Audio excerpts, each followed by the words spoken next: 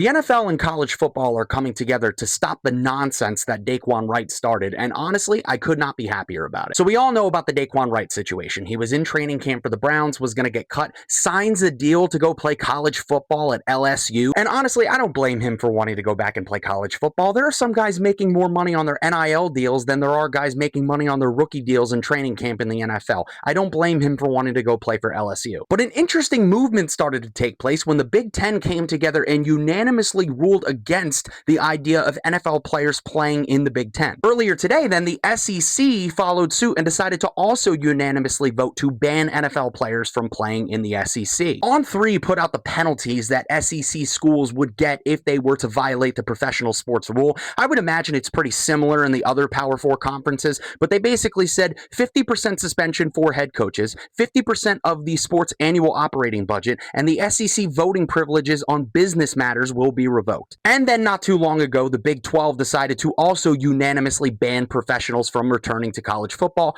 I would imagine that the ACC is eventually going to do the same if they have not already. What makes this even more interesting is that earlier today, Adam Schefter put out a tweet talking about the NFL's stance on this whole thing, and that, I gotta say, I really commend them for. The NFL is saying that a player that goes back to college this season will be prohibited from signing with an NFL team this year. A player signed to an NFL contract who is subsequently cut is a free agent. He may sign with another NFL club, the CFL, or return to college, but that player is considered a free agent and will not be subject to a future draft. Now, would I be surprised if in the next couple of days, a Daquan Wright or somebody else who wanted to follow his path goes to a judge and gets an injunction against one of the Power 4 schools so they can play college football? No, absolutely not. But I do really love college football and the NFL coming together to take a stance against this nonsense of professional players just trying to swing back and forth between both leagues any which way they want.